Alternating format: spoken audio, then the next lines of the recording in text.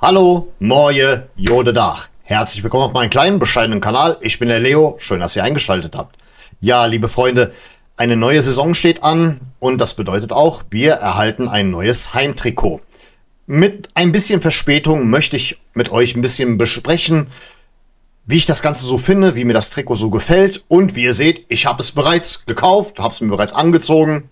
Ja, okay, Spaß beiseite. Ja, Thema Copy und Paste. Es ist leider Gottes dieses Jahr ein kleines Imitat geworden. Ein Imitat von diesem Trikot hier. Wie ich das finde, werdet ihr jetzt Stück für Stück mitbekommen. Ja, es ist die letzte Saison, in der wir Hummel als Ausrüster haben. Und ich dachte ehrlich gesagt, sie werden sich mit einem Banger verabschieden. Ich dachte so ganz ehrlich, so, die werden uns vielleicht noch ein bisschen so zeigen, warum wir noch irgendwann einmal wehmütig auf diese Zeit zurückblicken werden. Auf diese Zeit, in der Hummel ungefähr 3 Saisons und ein paar zerquetschte unser Ausrüster war. Und im Nachhinein verabschieden sie sich hiermit.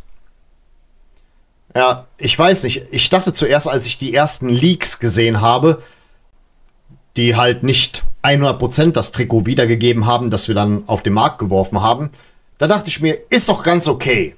Ich meine, wir sind ein rot-weißer Verein. Wir gehören nicht zu diesen Vereinen, die sich für ein, ich sag jetzt mal, festes Muster entschieden haben. Deswegen kann man ja immer gern mit der Vereinsfarbe rot-weiß variieren. Du hast verschiedene Möglichkeiten. Und klar, jetzt hatten wir 2 Saisons lang ein primär weißes Trikot. Und es war meiner Meinung nach nicht ganz verkehrt, vielleicht mal wieder auf rot-weiße Blockstreifen zu setzen. Den Gedankengang konnte ich nachvollziehen. Ich dachte mir auch, okay, warum nicht? Aber im Nachhinein, dass es dann tatsächlich ein Imitat von diesem Trikot hier war, kann ich nur schwer nachvollziehen. Es ist ja nicht gerade so, als ob jetzt ungefähr, ich sag jetzt mal, 30 Jahre vergangen sind oder sagen wir mal von mir aus 20 Jahre und dass das irgendwie eine besonders glorreiche Saison gewesen ist, dass man sagen könnte, ja, wir zollen dem ganzen Tribut, das ist eine Hommage daran.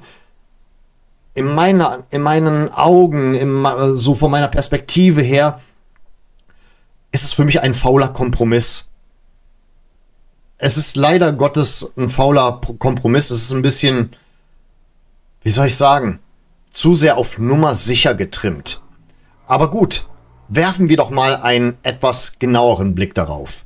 Weil ich war für euch im Fanshop und habe da ein bisschen herumgefilmt, heimlich still und leise.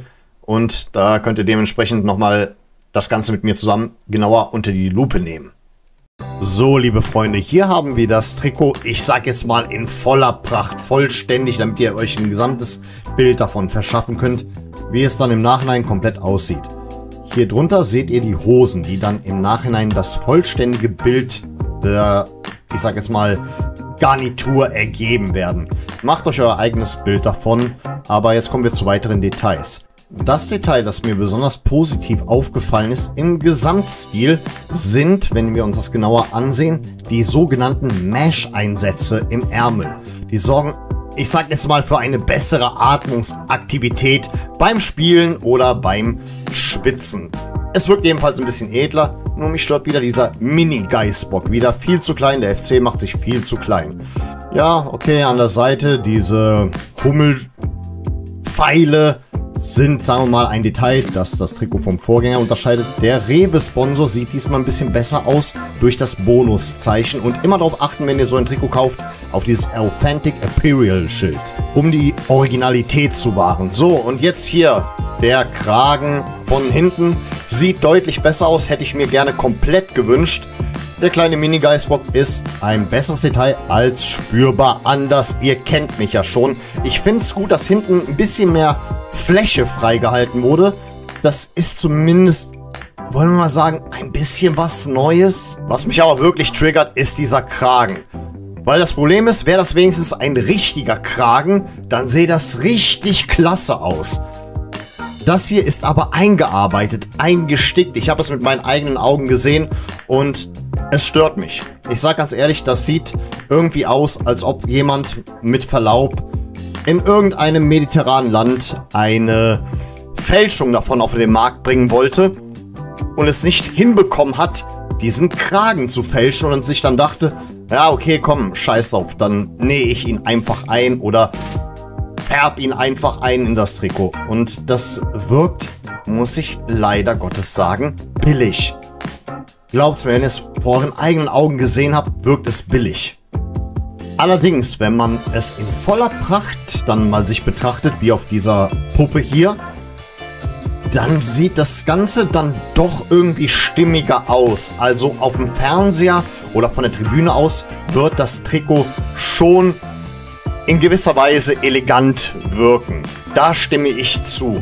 Auf jeden Fall. So insgesamt mit der Hose sieht es ganz gut aus. Und so sieht dann das Trikot insgesamt gesehen auf den, ich nenne es jetzt mal, gemeinen Durchschnittsfan, den ich hier repräsentiere, aus. Mir gefällt allerdings, und das ist ein ganz, ganz großes Plus, der Tragekomfort. Es ist recht gemütlich geschnitten. Auf jeden Fall lässt sich gut tragen, meiner Meinung nach. Ja, wie schon in dem kleinen Einspieler gesagt, dieser Kragen, der triggert mich. Weil, wie schon gesagt, wäre das so ein richtiger Hemdskragen gewesen, dann hätte das Ganze tatsächlich irgendwie einen gewissen Vibe verspürt. Dann wäre es auch was Besonderes gewesen. Und ja, es ist vielleicht nicht gerade einfallsreich, sich für rot-weiße Blockstreifen zu entscheiden, aber wir haben ja in der Vergangenheit schon die ein oder anderen Banger gehabt, wie das Trikot der Saison 95, 96 als Beispiel. Hummel hat auch schon gezeigt mit 2 Sondertrikots, einmal das hier von der Conference League Saison 22-23, dass man spielerisch damit umgehen kann, dass man mit den Farben einen gewissen Mut an den Tag legen kann und daraus etwas Einzigartiges kreiert. Auch hier bei diesem Karnevalstrikot. Ja, das ist jetzt kein durchgehendes Muster. Und ja, wir reden von einem Karnevalstrikot, aber auch das ist ein deutlich besseres Beispiel, was du aus rot-weißen Blockstreifen machen kannst. Ja, und dann kriegst du im Nachhinein eine nahezu exakte Kopie von dem hier. Wie ich schon gesagt hatte im Einspieler, der Rewe Plus oder Bonus Flock, der macht das Ganze noch ein bisschen einzigartiger, aber stellt euch das Ganze mal ohne diesen Flock vor, diesen Sponsorenflock. Das ist halt das kleine Problem, das ich damit habe. Summa summarum finde ich das Ganze ziemlich langweilig, viel zu sehr auf Nummer sicher getrimmt und ja, ist ein bisschen schwer zu bewerten. Ich finde es nicht irgendwie geschmacklos oder grausam. Besonders gut ist es auch nicht, sondern einfach nur graues Mittelmaß. Ganz, ganz graues Mittelmaß. Der Tragekomfort ist so ein kleiner Pluspunkt, wo ich sage, okay, lässt sich ganz gechillt tragen. Endlich haben wir mal bei dem Heimtrikot nicht diesen, ja, ich sag jetzt mal, Slimmed Fit Stil, der an die Spieler angepasst ist. Ich bin ja auch jemand, der sich dafür einsetzt, dass Fan-Trikots bzw. Fanshop-Trikots eben nicht den Maßen der Spielertrikots nachempfunden sein sollten. Da sollten lieber, wenn du schon Geld damit machen willst, so Special Issues, so im Spielerformat von mir aus rauskommen, die dann ein bisschen teurer sind, kannst du gerne so machen, aber insgesamt gesehen, der gemeine Fußballfan wünscht sich doch ein etwas gemütlicheres Trikot. Wisst ihr, was ich meine? Ja, keine Ahnung, ist ein bisschen schwer zu bewerten, aber es ist ja nicht komplett schlecht, aber auch nicht komplett gut. Es ist ein fauler Kompromiss und ja, schade, dass sich Hummel in Sachen Heimtrikot so von uns verabschiedet und deswegen schweren Herzens. Und ja, ich werde es trotzdem kaufen. Es geht mir mehr um die Flocks, die da hinten drauf kommen und ich will mir einen der Neuzugänge auf jeden Fall hinten drauf machen, je nachdem, wie er sich so macht. Ich hole es mir zwar, aber es wird nur eine 4 sein, also ausreichend. Ich bin jemand mit 130 FC-Trikots im Schrank. Manche nennen mich auch den Trikot-Doktor oder den Trikot-Lehrer. Und als Lehrer vergebe ich nur Schulnoten. Dieses ganze 10 von 10 Ding, das ist für mich nicht aussagekräftig genug. Deswegen ja, Mittelmaß 4. Und es wäre beinahe eine 4 minus gewesen, wären nicht diese Mesh-Einsätze und dieser nette Tragekomfort, aber der Kragen, wie gesagt, der ist wirklich ganz, ganz schlecht umgesetzt. Und deswegen nur eine 4 bei einem Heimtrikot. Sieht auf dem Feld deutlich besser aus, habe ich mich von überzeugt. Ich habe mir das Freundschaftsspiel gegen in Bergisch Gladbach angesehen, also nicht vor Ort, sondern im Stream. Sieht dann ganz ordentlich aus, aber es reicht nicht zu einer besseren Note.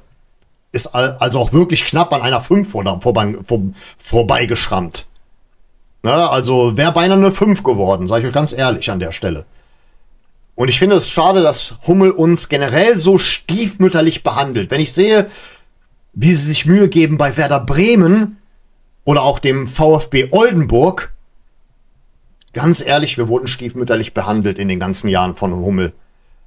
Und dabei sind wir der Verein, was die deutschen Vereine betrifft, mit der größten Reichweite. Eigentlich sind wir sowas wie ein Premium-Partner. Und dann kriegst du über Jahre hinweg, ja, sagen wir mal so, von den Sondertrikots her, haben die eigentlich immer ganz gut abgeliefert. Aber was Heimtrikots angeht, war ich nie ganz zufrieden. Es war immer sehr schlicht. Es war auf elegant getrimmt, was nicht verkehrt ist. Aber vielleicht auch eine Spur zu schlicht und elegant. Und so verabschiedet sich Hummel in dieser Saison von uns. Ich kann es kaum erwarten, bis Adidas dann unser Ausrüster wird. Und nochmal ein kleiner Front meinerseits an eine bestimmte Abteilung. Ich sehe das ja immer auf Instagram. Es gibt da so Leute, die sind dann anscheinend Teil einer sogenannten Trikotkommission vom 1. FC Köln. Und meine Frage an die da draußen ist, was macht ihr da eigentlich? Habt ihr da so einen Workshop, wo ihr mit Hummel euch zusammensetzt und sagt, yo, das und das Design fänden wir ganz nice und so weiter. Wenn ihr das gemacht habt dieses Jahr, dann sorry, auch an euch für das Trikot eine 4, aber für eure Arbeit ein ganz klares mangelhaft. Ganz klar mangelhaft. Tut mir leid. Wenn es so ist, vielleicht kennt sich ja jemand aus mit dieser Trikotkommission, vielleicht könnt ihr denen nur eine Richtung vorgeben und sagt denen, jo, okay, wir hätten gerne dieses Jahr rot-weiße Blockstreifen, macht was draus. Und dann haben sie im Nachhinein doch nichts draus gemacht. Wenn es so ist, dann Entschuldigung, will ich nichts gesagt haben, aber halten wir mal fest, ich stelle die Frage in den Raum, was macht diese Trikotkommission eigentlich? Weil in Sachen Heimtrikots über die letzten Jahre hinweg habe ich außer in der Conference League nie etwas besonders Einfallsreiches gesehen. Das ist mein Fazit dazu. Ja. Dann, wir werden auch noch die weiteren Trikots besprechen. Da kommt auf jeden Fall noch was. Torwarttrikot, Auswärtstrikot und natürlich auch noch das Ausweichtrikot. Bin ich mal gespannt, ob die vielleicht bessere Noten erhalten werden. Wir werden sehen. Und bis dahin bedanke ich mich recht herzlich für eure Aufmerksamkeit. Vielen Dank fürs Zusehen und dann sage ich mal an der Stelle auf Wiedersehen. Denn wir wollen uns noch wiedersehen.